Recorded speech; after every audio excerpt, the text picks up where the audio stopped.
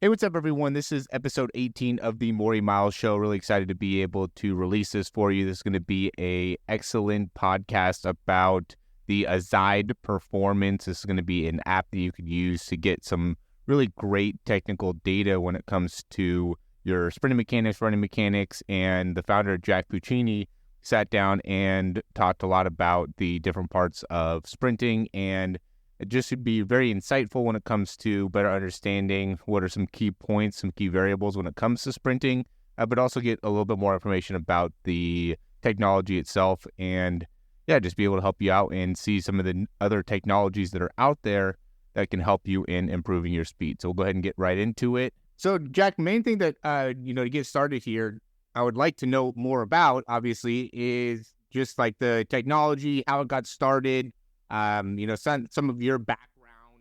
Yeah, absolutely. So probably the best way to frame the technology, the technology really came out from my own journey in sprinting and athletic performance. I was kind of late to the game compared to most people. I didn't sprint in high school or university or college or anything like that. I played sports when I was younger, but not track and field or athletics, as we call it kind of in Australia sometimes. But around maybe 3-4 years ago, I started getting into it, and I can't actually remember why. I try and remember what exactly caused me to take an interest in sprinting. Maybe it was I think I watched some finals at the Olympics or something like that, and I just thought it was really cool. And so I started getting into myself on trying to just get faster. And I remember I think this is probably a common experience of people getting in. They want to benchmark them or find out what the benchmarks are and compare themselves to where they stand. And so I was trying to time my 40-yard dash and stuff like this. And I remember I started out, I think, using my phone, and there's some apps you can download to basically mark points on a video and use that to calculate, what your times are, split times and stuff like that. But at some stage, I was getting more invested, and I wanted to have a proper system, so to speak, to find out what my real times were. I'd bought spikes, and I'd started training, and I was learning up on all of kind of the background theory and information, and recording myself to kind of critique my form, and posting videos of myself online to get other people's feedback on my form and stuff like that. And so I went looking for other systems, and I came across the Freelap system, which is a well-known kind of system in the field. But as someone that was kind of new to the field, I was kind of a little bit surprised by how much you have to invest to be able to get your times. But I basically just kind of accepted it, and I was okay, this is just how it is. That's just sprinting's obviously a very kind of, you have to be very accurate, and knowing your times to 10th of a millisecond or 10th of a second rather, and things like this are very important. So that's how it is. So I ended up buying that system and timing myself and whatnot, and I didn't really think of anything of it. But it was actually when I was talking to my friends, my soccer friends and stuff like that, I was telling them, I'm getting into sprinting and all that. And I was saying how I time myself and all of that. And they're oh, why do you spend, that much money? You could make something like that does something like that. And at some, I was no, that's just how it is, it has to be very precise and whatnot. But it was actually my friend that told it to me. And from then I started to think maybe I could. Me and him were both technical people. We studied engineering and science and stuff at university. And so that's when I thought maybe I can make a timing system. And so that's when I started trying to make a timing system. It didn't start out what it is now, which is the Sprint Vision kind of visual system. I started making my own timing gates, laser gate timing system. And I did make kind of a prototype of that. I could use it for my own benefits, or for my own testing at least. There was already so many different timing systems out there that basically give you your split times. And there's so much more involved in sprint performance, so many more metrics and insights that are valuable when assessing your own sprint performance and critiquing yourself and whatnot that you can't really get. And so I started thinking about other systems. I experimented with a pulley type system, the 1080. You might might be the closest comparison. The 1080.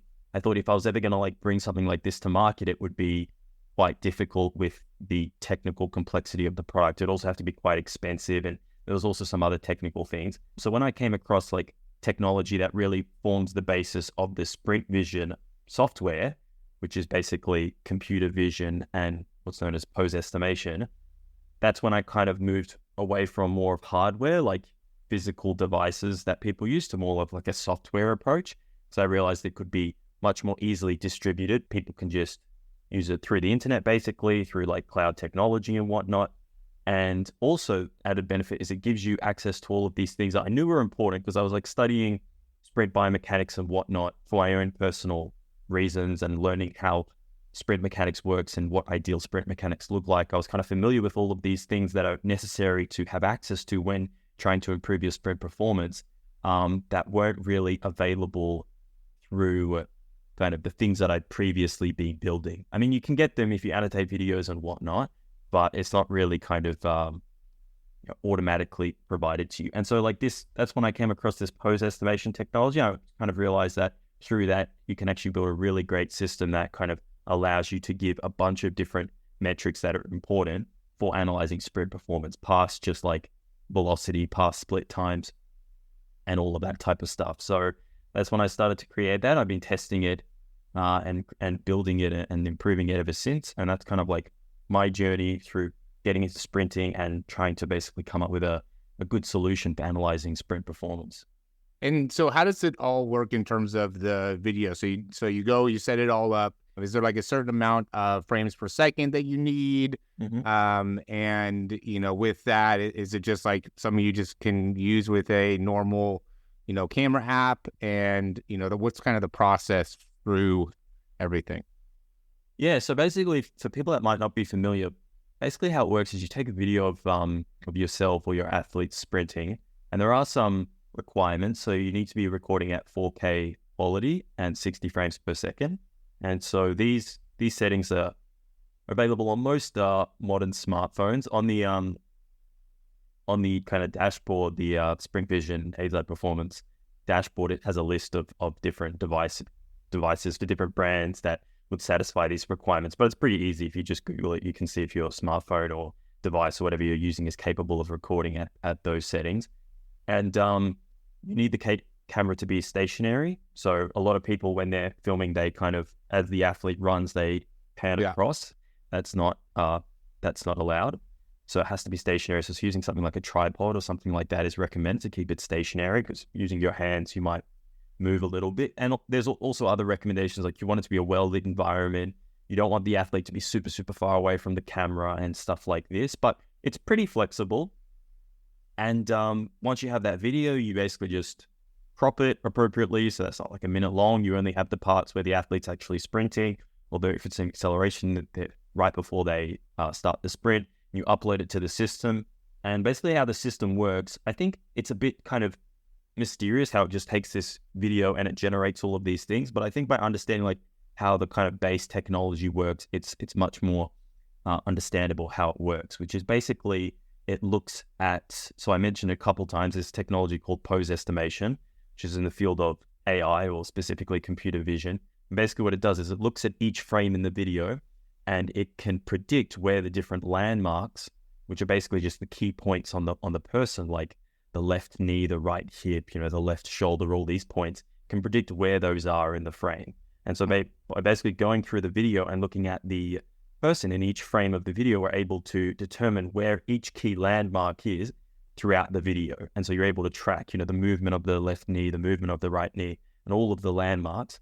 And so by analyzing that data, you're able to calculate things like, shin angle upon ground contact and the position of the center of mass. And once you know the position of the center of mass throughout the frames, you can calculate the velocity of the center of mass throughout the sprint by using the frame rate, because that 60 frames per second is like around 16 milliseconds per frame or so. And so by basically knowing the key positions of the person throughout the video, you're able to calculate all of these metrics. Now, I will say also, if you're going to calculate that, there's two different types of kind of reports that can be generated. One is a kind of full report, which is a comprehensive overview. It includes basically distance-based measurements. So it includes things like velocity, split times, and things like that. If you do that, there are a couple additional steps to kind of calibrate the environment to know exactly, how far the person's traveling in real life, as opposed to knowing how far, how many pixels their left knee has traveled between the two frames. There is an extra calibration step there, but there's also these reports I've called light reports, which don't require any calibration. They they can be processed basically instantly. So you upload the video footage and with a couple minutes, you get your report back. Those don't contain the distance-based measurements, but still contains a lot of useful data like ground contact times, flight times, body angles like shin angles and stuff like this. So every kind of sprint performance has to be analyzed through just things like ground contact times. And if you want to go that far, you can annotate the video and maybe get some angles like that, but it can only be analyzed through the lens of the metrics that you actually have access to. But if you know the position of every single, the main points of I think there's like 32 or so of the body at every frame, that just like opens up the door to kind of new ways to analyze in terms of different angles and translating those angles and the speed of these, of different limbs and whatnot into different insights like you were talking to. I think there's a lot of room for like interpretation and coming up with new ways to analyze this data, because I think it is like relatively new, unless you were using a really kind of expensive motion capture type system with the reflectors and all that type of stuff beforehand.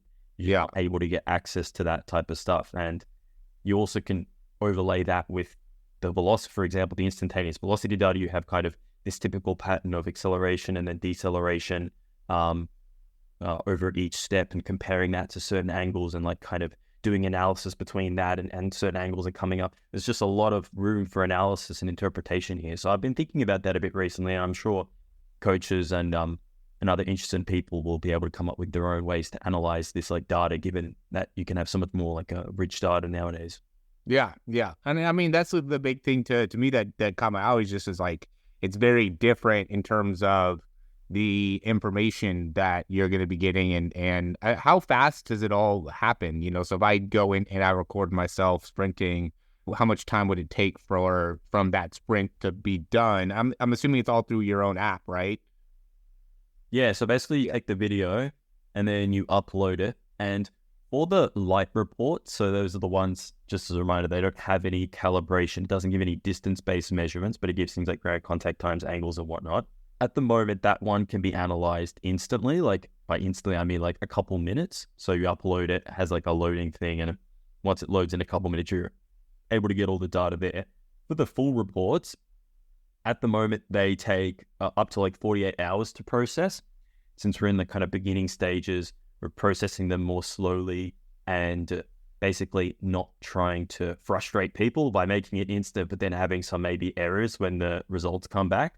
But in the near future, both of them will be able to be generated within like minutes, basically. So you upload it and the processing done generates all of the feedback images, does all of the calculations with respect to angles, where all of the key landmarks are throughout the video, and gives back the full kind of comprehensive report within a couple of minutes. But at the moment, light reports within a couple of minutes, full reports 24 to 48 hours kind of turnaround there. Yeah, and with the information, I mean, what have you used, I guess, to help you improve the most, right? Like, what have you seen, you know, is like a part of it where it's like, okay, this helped me. For contact time, you know, I guess overstriding, that sounds like two big things. You know, is there something in particular where you're like, you know, once I started getting this data and started really understanding it, it really helped me improve my own technique or my own sprinting? Yeah, so in my own sprinting, coming back to like me personally, I mostly focus on acceleration, mainly because, well, I think I'm better at acceleration than top speed, so it's nicer to kind of focus on that. But also because mainly I play soccer, so I'm a soccer player, and like within that, acceleration is generally like a little bit more important than top speed, generally speaking, with most of the kind of short, intense sprints happening under 20 meters. And so I usually try and focus a bit more on acceleration. I mean, I still do top speed. It's obviously got various benefits as well, for just overall athletic performance and of course for soccer players as well. But I mainly focus on acceleration, and that's kind of the main thing that I've been struggling recently with is overstriding. And I think that that's kind of a fundamental problem of acceleration, in the sense that fundamentally sprinting is about moving horizontally, and you're only going to do that, you know, according to the rules of motion, you know, F equals ma and stuff like this, when you're applying force in the backwards horizontal direction. And you can only do this when you're in contact with the ground. And so I kind of find everything, I mean, there's some nuance here, but I find it kind of funnels down to this concept, this base concept, how you're striking the ground, how you're applying force to the ground, and how that force is ultimately directed. And so overstriding for me is like one of the biggest problems at least for me, but I personally think for a lot of sprinters when it comes to acceleration mechanics. And so that's so funny. I'm sorry to interrupt you, but I had this super long argument with somebody on like Instagram, and the whole thing, his whole premise of the argument was that you don't overstride in acceleration. Like you can't overstride in acceleration. That overstriding only happens at top speed.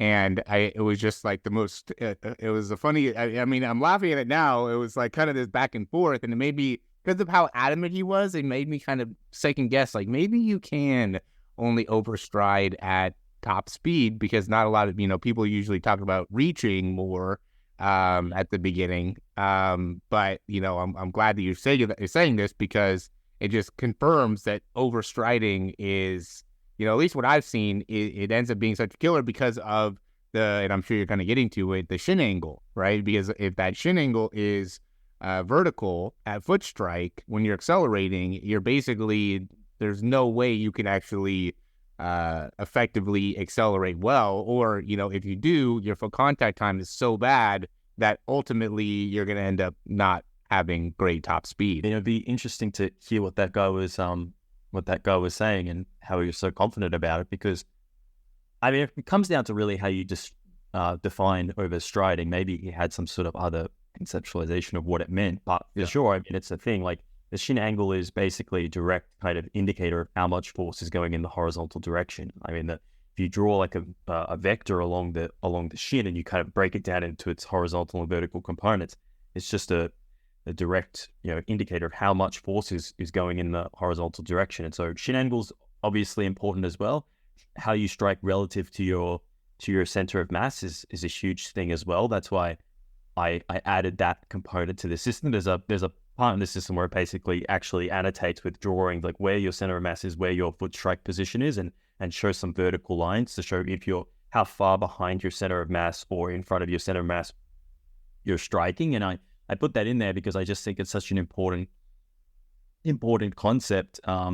And I mean, if you just look at the statistics, you look at the data, I should say, of elite sprinters in these like biomechanical reports, for example, from some of the best accelerators in the world, from, the 60 meter world championship, I think in 2018 or something like this, they released biomechanical reports. It's just clear that, elite sprinters are really striking behind their center of mass. Of course, as you'd expect, they have very steep shin angles, as you expect. They show patterns, as you expect, with kind of gradual increase of shin angles. And I even did a video on my YouTube. It was a while ago now, but it kind of shows Marcel Jacobs from, I think it was 2021, where he's really kind of falling into this trap that I think I fell into and a lot of other sprinters fall into, where they overemphasize this like forward lean. So I think that's how a lot of people phrase this kind of start of the sprint in terms of, or the drive phase is in terms of forward lean. Like that's usually the first thing people mention when they talk about accelerations. You want to lean forward. And people see elite sprinters do this and they try and mimic that, thinking that that's kind of the defining thing and the main goal. And of course, when you lean forward a lot, often you're going to overstride. It's going to basically force you to put your foot out too far in front of your center of mass. Otherwise, you're going to stumble forward. And there's this video of Marcel Jacobs, I think I found it on his Instagram from 2021, and he's just not accelerating very well at all. And he's leaning very far forward and it's not working well. And then I think a year or two later, his acceleration is much more focused on striking behind his center of mass with great shin angles. And he's actually fairly vertical. And I think it's a bit strange because Marcel Jacobs, when you look at his acceleration, I think it's a little bit distinct from other.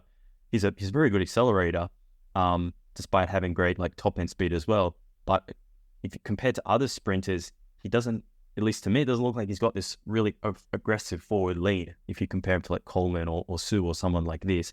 And I think that that's the right way to think about it. It's not really about the forward lean. It's like lean as far forward as you can whilst making sure you can also achieve these great foot strike positions and shin angles. Knowing that you're overstriding and analyzing that with the data, I think is a little bit different from actually making the changes needed to do that on an instinctive level, right? You can know that you're overstriding and like you should stop this.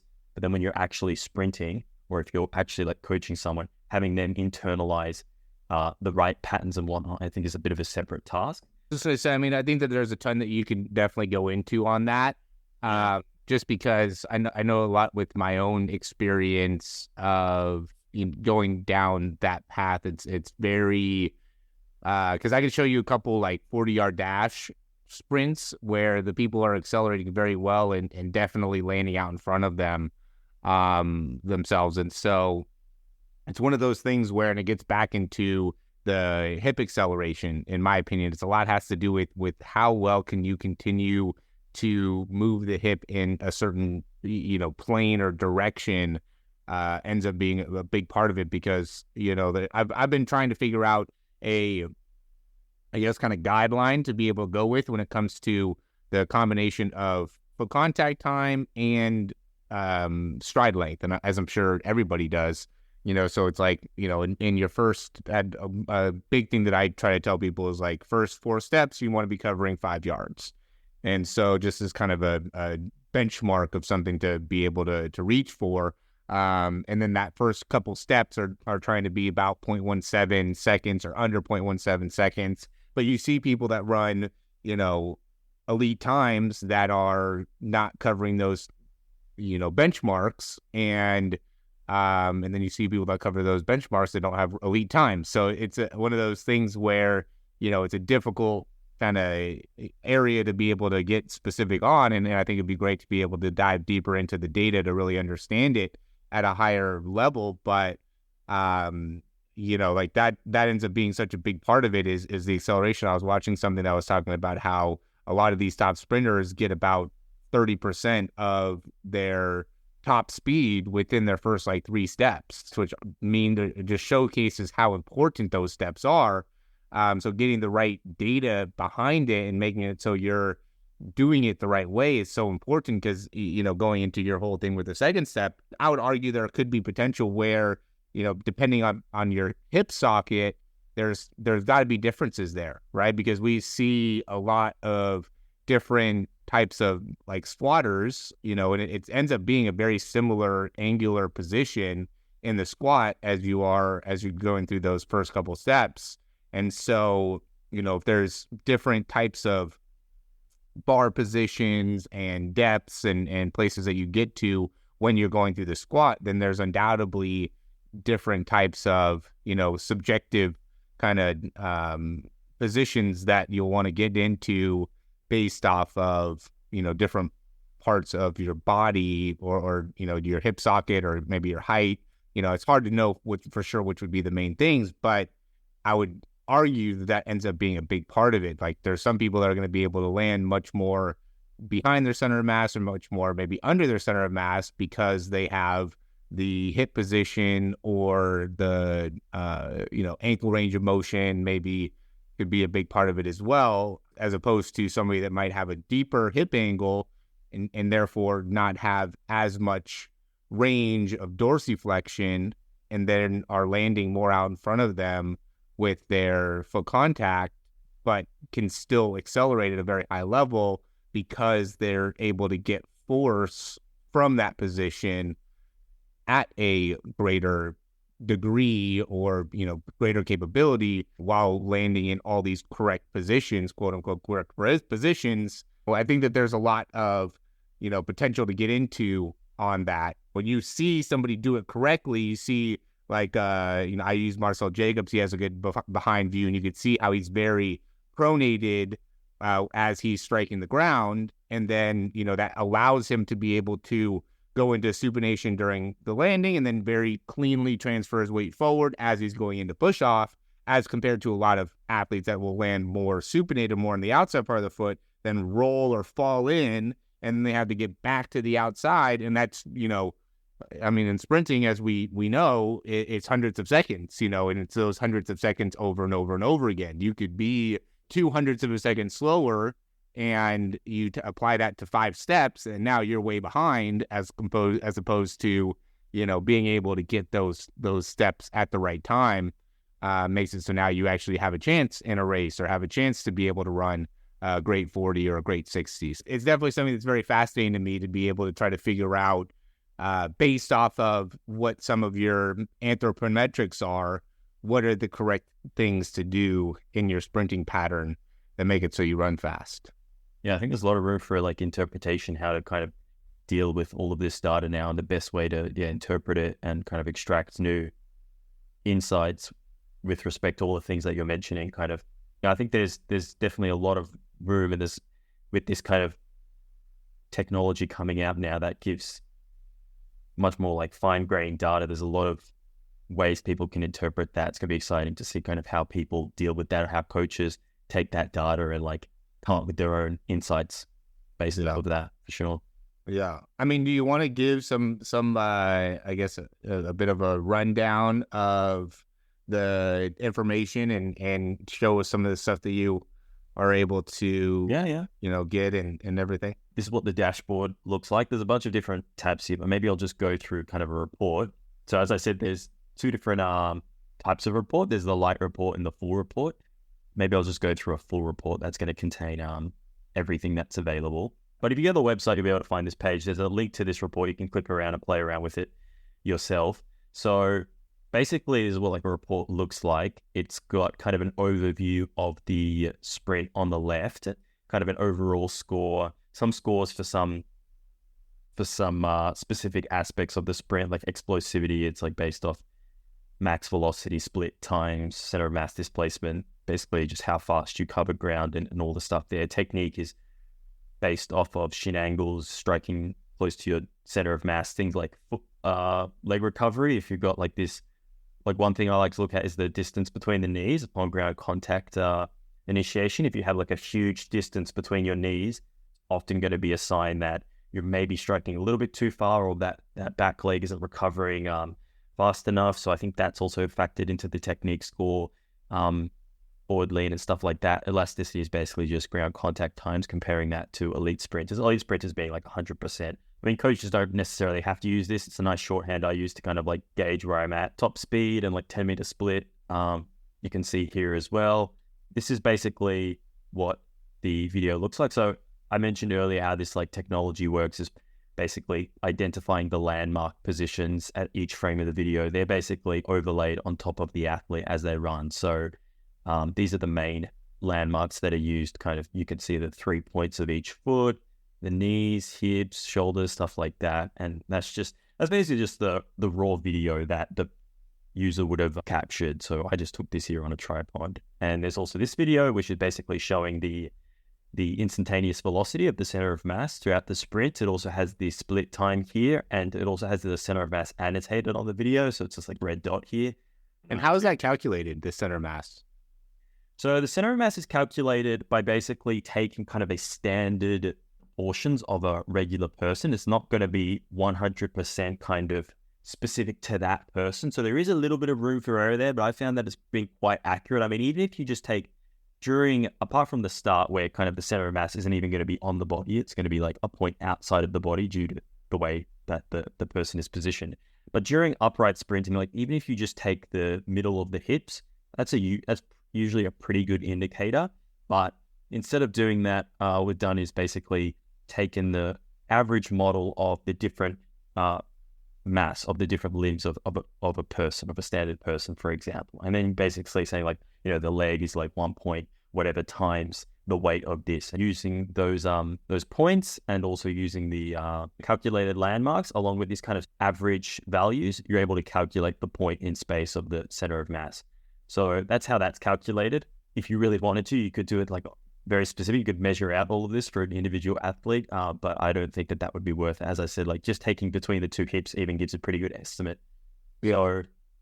So I was just curious.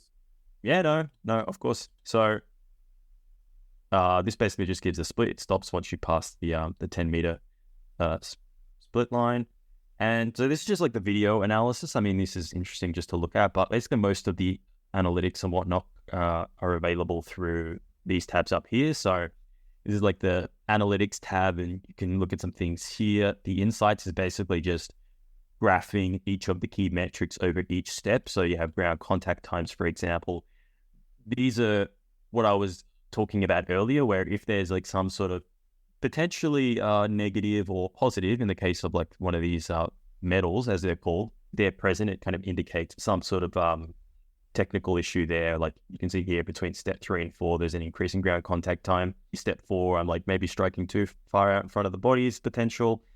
You can click on this and like read more. Again, this is more so for kind of individual athletes who might not have much background knowledge, or they would like some guidance. I've created these rules to basically automatically kind of detect these potential technical deficiencies by analyzing like things like this. They're basically just like guidelines to be like, hang on a sec, you've increased your ground contact time here during the first 7 steps or throughout this acceleration. Like that's not a good sign. Like maybe on this step, this is not a good foot strike position. Like you just spend a lot of time there compared to, for example, here, I'm kind of striking, at least looks to me, in a much more favorable position. Got good leg recovery, kind of striking, I would say roughly like under my center of mass. It just looks like a much nicer position. Whereas here, I could imagine that I'm introducing quite a lot of braking forces here. I'm definitely not going to be able to push for a while until kind of my center of mass moves quite a bit. But this is basically what these are. I mean, I'm sure if I go to another one, maybe like trunk angle to ground at touchdown.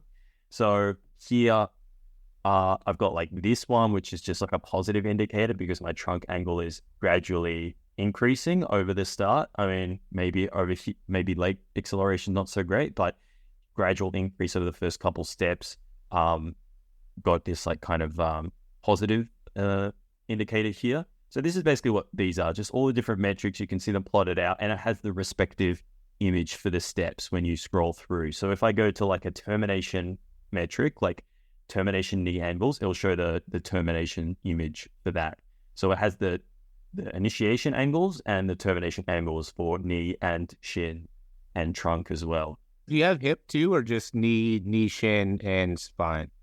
I don't have hip at the moment. But that could be easily added. I mean, it's important to know what people would use. If you think that hips are an important one that people would certainly. Yeah, I mean, I think it would be good to know what the foot strike was, because I almost feel like that would end up having the most amount of angular difference. For all those, I'd like to know the angular difference, but I think that the hip would probably have the greatest angular difference between initial contact and termination. Right.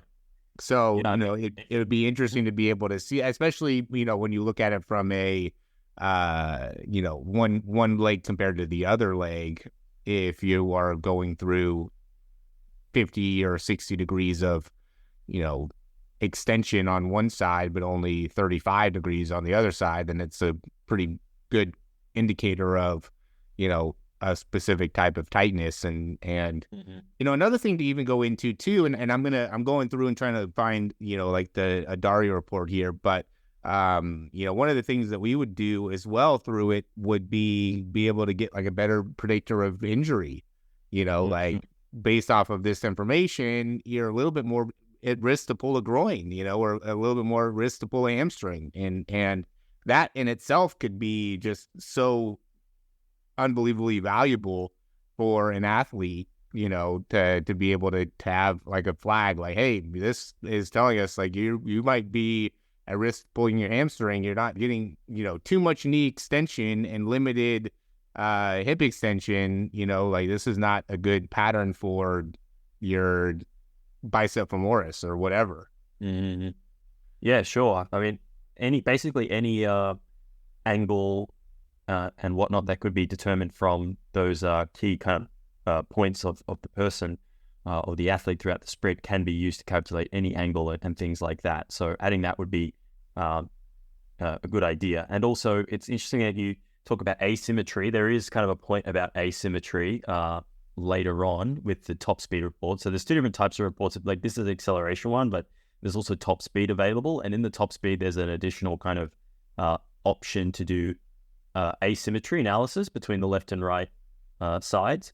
So the reason it's not available for acceleration is because, of course, like the biomechanics of each step is going to be kind of unique, or you expect it to be unique. The first step compared to the second, whereas like top speed, you're expecting them to be kind of more homogeneous, right? Each step you'd expect it to be a bit more kind of biomechanically homogeneous. And so if you see like some asymmetries there, that might be, some sort of greater indicator of, weakness or technical issue or something like that. Yeah, especially because like what you've been doing with or at least it seems like what you've been doing with the compilation of data is just being able to kind of get like an elite comparison I would even say too, and I don't know how much information you get at the beginning, but the more information you can kind of get about people will help being able to improve the quality of the data, because if you could get people that will say, I'm 6 foot, 180 pounds, and my, left foot is the foot that I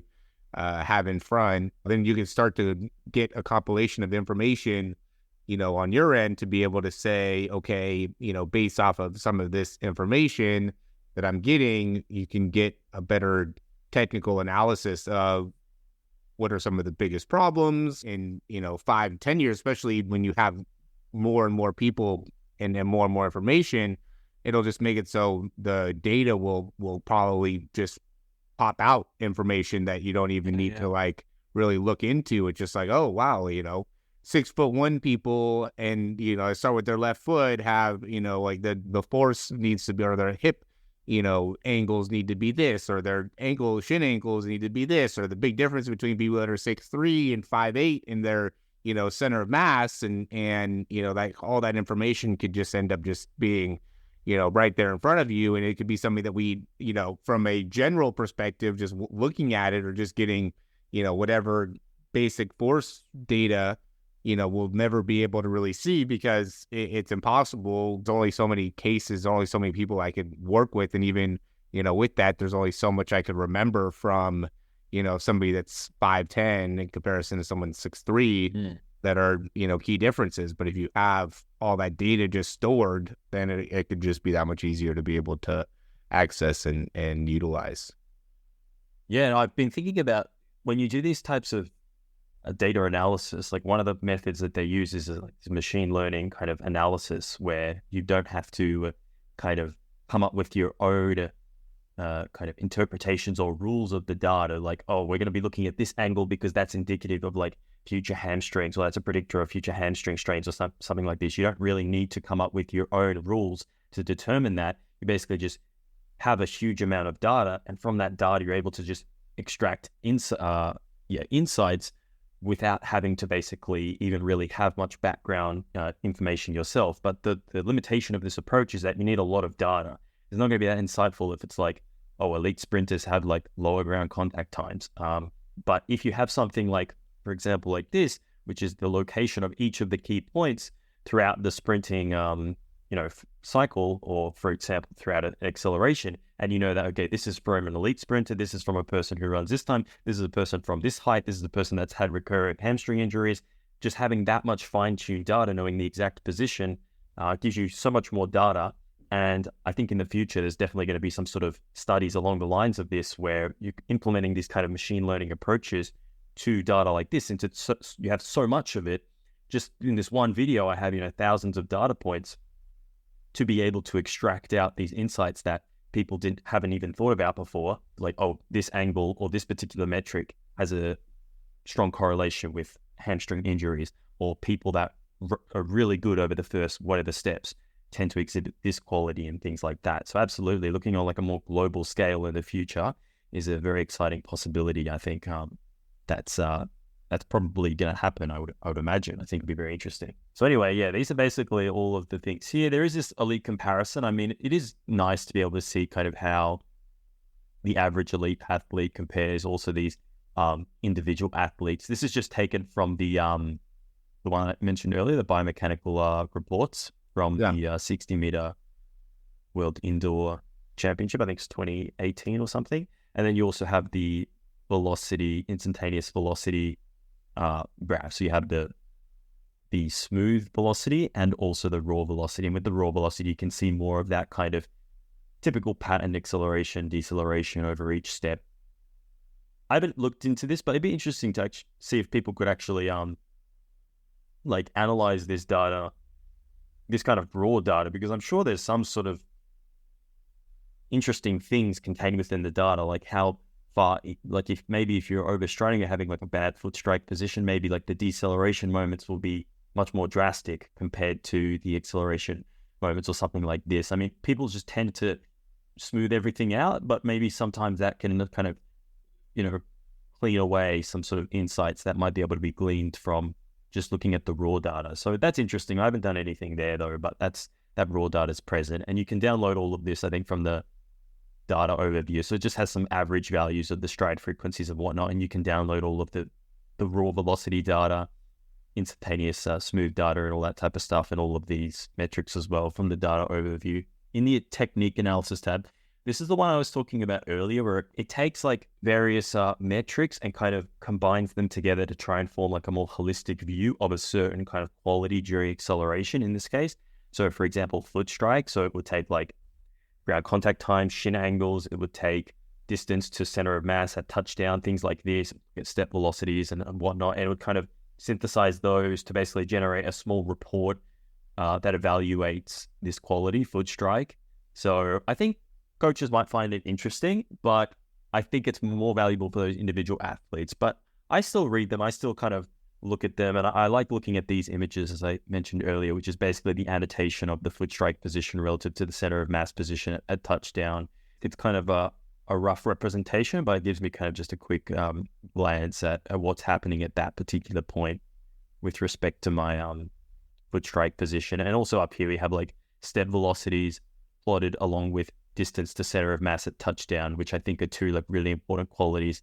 Like I remember reading the biomechanics report, and I can't remember who the athlete was. One of the athletes had like a really big step on step 2, like in terms of their distance to center of mass at touchdown, it spiked. And on the subsequent step, their step velocity went down. Whereas the other athletes who were striking much, I mean, it makes intuitive sense, striking much more behind their center of mass, that had a lower or aligned with the center of mass, not such a positive value, had a huge increase, if I remember accurately. So looking at the interplay between step velocities and distance to center of mass at touchdown, I think is a useful thing to look at when you're evaluating foot strike position. So that's kind of there to show the interplay between those. If you have a high value here, you're probably going to see a decrease in step velocity is what I've kind of noticed there. And then you have the same thing for posture, which is basically how the trunk angle changes, and knee distance, which is what I was kind of mentioning before, looking at the distance between the knees at touchdown. I think that can be like another important quality that some people might find useful when analyzing whether we're like overstriding or whether our foot strike positions are good. Because even with the first step, sometimes I notice I'll be striking behind my center of mass and I'll have like a decent, at least in theory, first step, but I think the first step, it really needs to be much more aggressive, at least in my opinion. Like it can't just be, are you behind your center of mass or like aligned with your center of mass? I think it really needs to be kind of much behind, a lot behind. And with that second foot coming forward to be able to like ensure that you're getting your second foot down quickly. So looking at the knee distance here is, I think, quite valuable also for the second step. And later on, I remember I had the warning on the ground contact time graph earlier, warning here. And like it's kind of spiking here, then the distance between the knees. So I know that's another thing that people like to look at, and I find it valuable. So I included that as kind of another quality that's analyzed. And then lastly, there's the kinegrammic analysis, which is basically just snapshots of the athlete as they progress through each step. It's got different representations. One is just the frame from the video. The other one is the kind of landmark skeletal representation of the position at that moment. And you can just scroll through the steps to basically look at that. I use this because you could go through the video and like, scroll and pause and whatnot, but I find it easier just to do this and kind of just look through through the positions I'm adopting like throughout the sprint cycle, just going through this instead. So those are basically the main things that are involved, that are provided through the report. As I said, all that data is available to download in CSV format raw here. And I know that coaches like to share their, visuals and results and whatnot with athletes, of course. So there's a possibility of just sharing this report. So if you want to share the report, you can have a link and you can just give that to anyone you want. They don't need an account. They don't need to be logged in or anything. And they can just open up the report themselves and view all of their, in the case of the athlete themselves, all of their data and the annotated images and any things that the coach wants to point out and show to the athlete. So yeah, that's basically an overview of what a report looks like. Yeah, I mean, and then I guess real quickly, just for the people that are, I guess, interested, is from a cost perspective, what are people looking at when it comes to that? Yeah, so from the cost perspective, At the moment, there's 3 different plans available. So basically, all of the plans allow you to generate as many unlimited reports as you want. Sorry, unlimited light reports as you want. So the light reports, maybe I can quickly show one of those. It's basically like this, but it doesn't have distance-based data. So if we go to light reports, go down here. I think this is the same one. This is slightly different. So this is like an example of a light report. It doesn't have the center of mass velocity calculations. It doesn't have the split time calculations, but it still has things like ground contact times, comparison to elite athletes, it had these technique reports and whatnot. So it's still valuable in that sense. So you can have at the moment, I mean, it might change in the future, kind of in the early release of the technology now. So at the moment, you can generate unlimited light reports at, I think the first place, $25 a month for unlimited light reports. You can generate, I believe, 1 full report. So that's the one that we just looked at earlier, in addition to as many light reports as you want for $39 a month. I better get these right. So pretty sure it's $39 a month. And then the last one is $79 a month if you want to generate 5 full reports a month, as well as unlimited light reports. So that's how the pricing works there. I also mentioned that you get kind of force velocity profiling. If you want to generate a force velocity profile for an athlete using one of their full acceleration reports, and then you have to know their top speed. So just put some random result here. You can also generate force velocity profiles for athletes. That's also included from the middle plan, $39 a month. So if you're interested like that, you can go to the azideperformance.com website. You'll be able to see all of that there and explore the reports yourself if you want. As I said, you can share the reports easily. So I've just basically used the share link to allow people to have a look at some of my reports there as like a demonstration. Yeah, that's great. I love it. Appreciate you taking the time here and going over all this stuff. I think there's a lot of obvious information here that we were able to, go over. And I think you talked about before the website that you can go to be able to find out where to purchase everything. I mean, is there a social media that you have that, people can follow that gives you more information about the products as well? Yeah. So basically the name of the company is Azide Performance, and all of social media will be called Azide Performance. So if you just Google that or find that on YouTube or Instagram or anything like that, you'll be able to find it. But if you're interested in the sprint vision technology, you can just go to azideperformance.com/sprint -vision, and you'll be able to find that out there. Otherwise, you can contact me. It's contact@azideperformance.com if you want to email me a question or anything like that. So yeah, thanks for having me on, Morey, and it's been great talking about this. Yeah, it's awesome. Thanks again.